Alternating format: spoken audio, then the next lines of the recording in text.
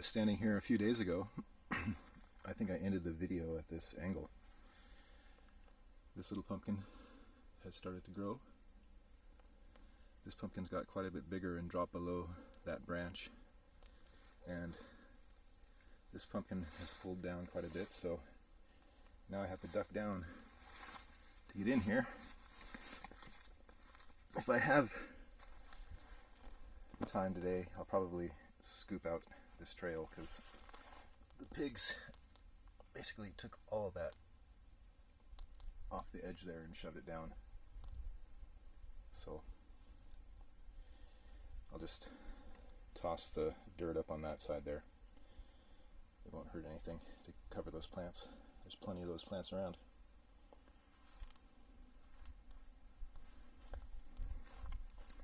Another thing, this pumpkin has become quite large.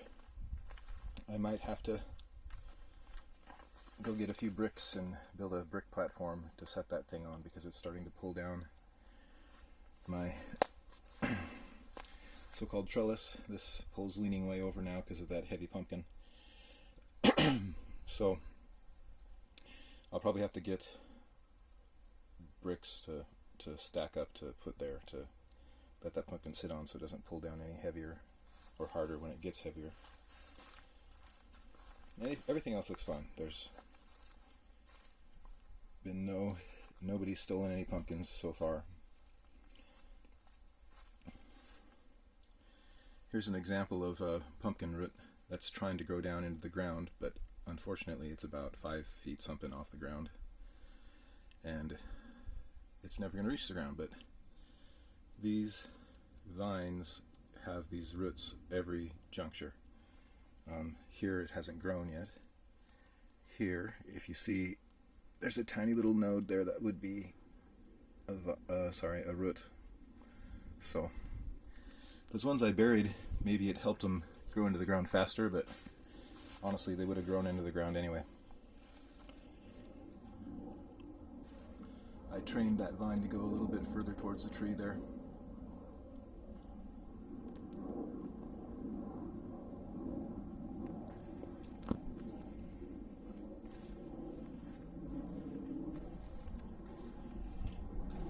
And I think I mentioned in the beginning that I had planted some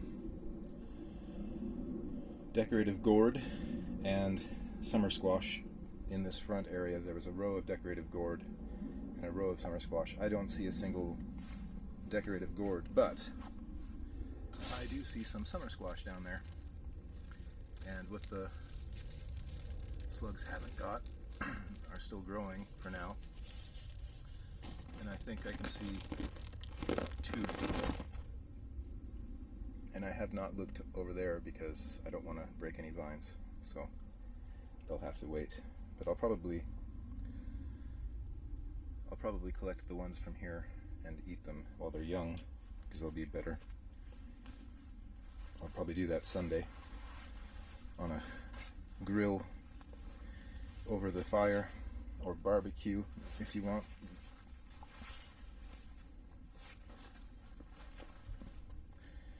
I never did harvest the elderberry. These ones are still mostly edible. Some of them have dehydrated too much. But to be honest, elderberry is not my favorite thing.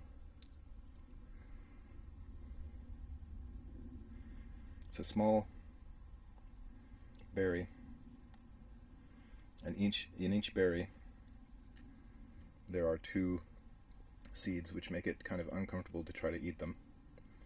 I suppose you could juice them and make them into jam, but those seeds make it not nice to eat. They're way bigger than a blueberry seed.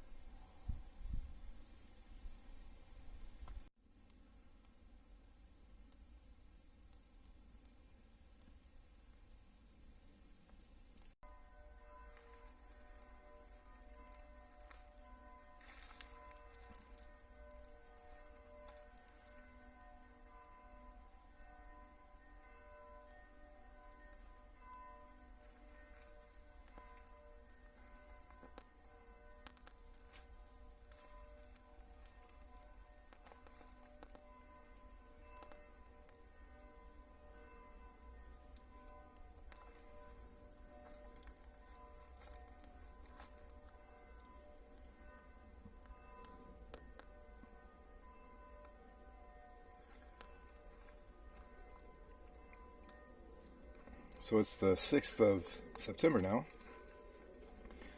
These sticks have been in the ground for almost a month, and they're sprouting. They're willow, and that's what I intended them to do, is to grow. So I had stripped the bottom 5 inches of bark off before I shoved them into the ground to make this with the intention that they might sprout, and sure enough, they are. So, very pleased with that. There's no telling if they'll grow back after winter or not, but at least they're sprouting now, hopefully setting some roots in the ground. But willow works in a strange way. Probably takes a while for the roots to grow. I bet it would grow the leaves first, because it's probably just actively taking the moisture out of the ground right now.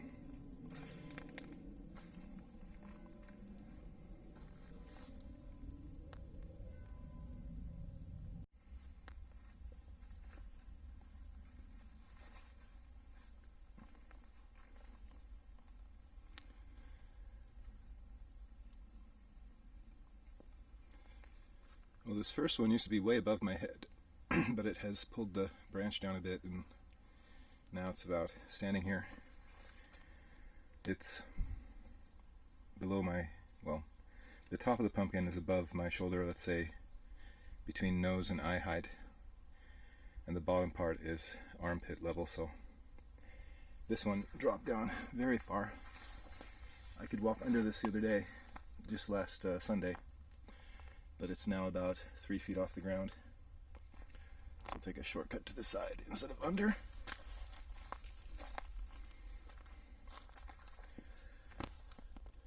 Most of these other pumpkins look about the same size as last time I saw them. These ones down in the shade haven't changed much in a long time. They're still really dark. This one, however, has grown quite a bit. The one below it in the shade you can't even hardly see. It had a puncture. It survived. You can see that puncture hole there. This one I decided I better put on something because it was pulling this pole down. So that's what I did. And it's sitting on there nicely. It's pretty solid.